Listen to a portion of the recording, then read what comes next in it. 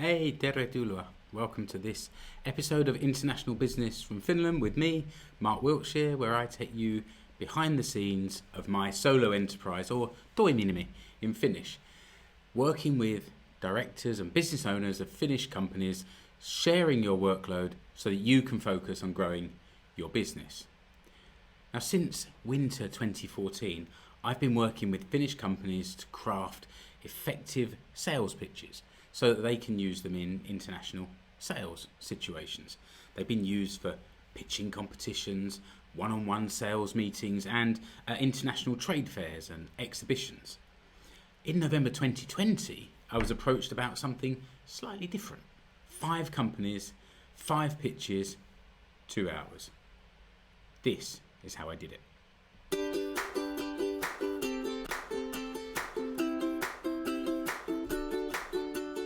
The International Business from Finland podcast with Mark Wiltshire.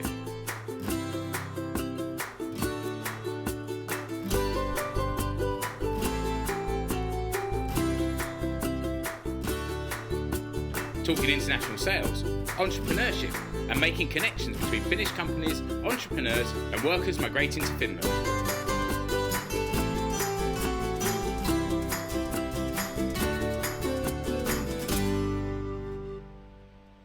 The first sales pitch I co-hosted was a real eye-opener. It was with a company that was going to present to potential investors at Slush 2014. This is the international investment fair that takes place here in Helsinki in Finland.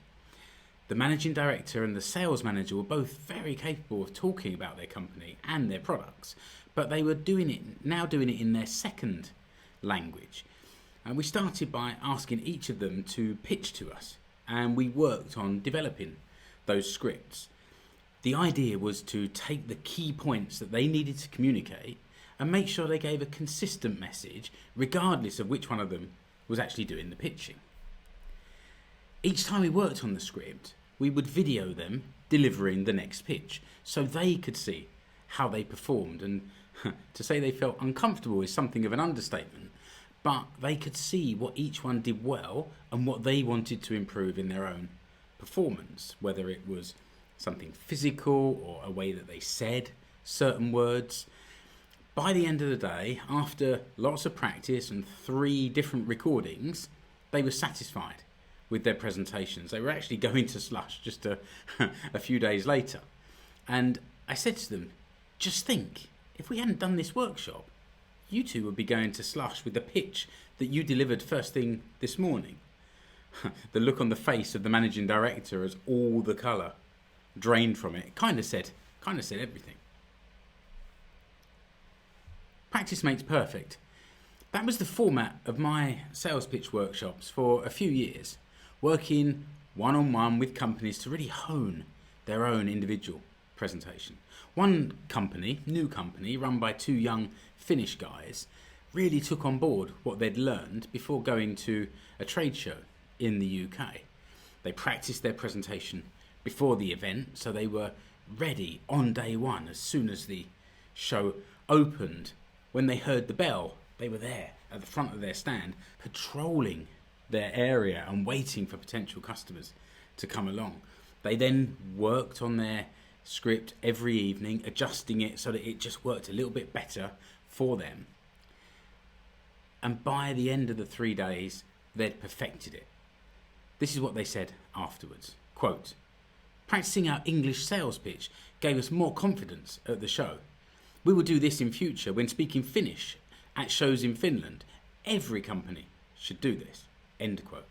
So they hadn't actually practiced doing this kind of sales pitch in their native language. So it's no wonder that they were finding it intimidating going to another country and doing it in their second language. And actually, I remember at the end of that event, on the 3rd day, where they were talking to a potential customer, and this person said to them, "So where in the UK are you from?" And they were like, "Yes, we've made it. We've delivered a pitch so well that people think we're actually from the UK." Of course, in the COVID era, 2020, 21, things have changed a little bit, but I have continued to deliver these sales pitch workshops online. It requires a little adjustment, but the principle of the workshop remains the same, and it's become, or as people become more used to online meetings, this kind of things continue to be really effective for companies. Group workshops. The first time I was approached to do a group sales pitch workshop, I have to admit, a little intimidated. I was working with a group of companies in the tourism industry who were going to be hosting visitors from overseas.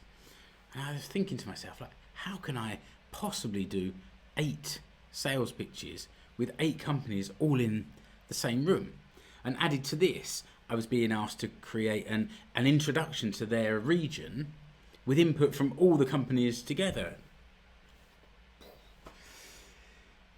I decided to use a spreadsheet before the event to collect information from each company, asking them to answer certain questions that I could then pull that information into the first draft of a pitch. So it allowed me to prepare beforehand rather than starting with 8 empty pages. And that actually worked really well. And because these companies knew each other anyway, and they were all representing the same area, it became a really collaborative day. They worked together to find the best ways to describe their area. Then they helped each other with their pitches.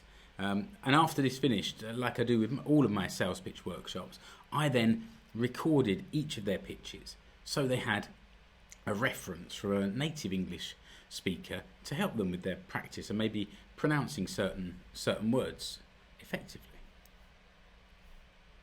So, 5 pitches in 2 hours. This workshop started by my customer telling me, we're planning to organise a pitch training session. How many companies would be ideal for a 2-hour session? And I answered that 2 pitches in 2 hours should be okay. Then she said she wanted 4. The event will finish with a competition for each participant to deliver their pitch, and the whole 2 hours will be live streamed. So it kind of snowballed quite quickly. Okay then, I said, in that case, it will have to be an elevator pitch workshop. Something shorter. Somehow, knowing that it would be 4 shorter pitches made this project seem a little bit more. I used a similar tactic to that previous tourism project, but this time I just gave the company 5 questions about the company itself, products and services, what makes it unique, their target market, and what type of customer they were looking for. Then I took their answers and drafted the pitches from that so that we could workshop them as the live event. As it turned out, there were 5 participants, not 4. So instead of having half an hour each, they had 24 minutes each. And to make things even more interesting, some of the participants were able to be there in the studio with us, while others were joining online from various locations around Finland. They each had my first draft of the pitch to prepare, and I started by asking them to read it aloud, and then we edited the text as we went along, and I was while it was being live streamed, I was making my notes, and at the end of each 24 minutes I emailed them their updated text so they could then go away and continue working on it before the end of the 2 hours and the pitching competition. Practicing to develop greater confidence. The first 2 participants were both really nervous before the event, but they kind of blossomed during the workshop. In the show notes, I've added a link to the video of the live stream, and you can see from that video the first 2 participants. They come back later on and they were both much more relaxed, they had more confidence, and they'd added detail to their presentation. It's amazing what you can achieve with just 24 minutes.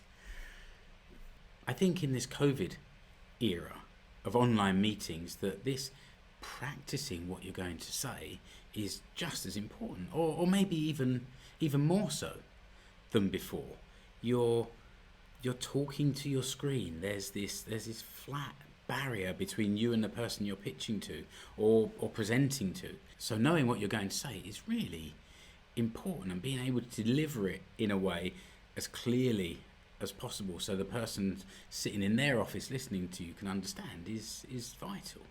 So if you think that your company could benefit from sharpening up its sales presentation technique ahead of an important event or meeting, then please reach out to me, mark.wiltshire.tmi@gmail.com.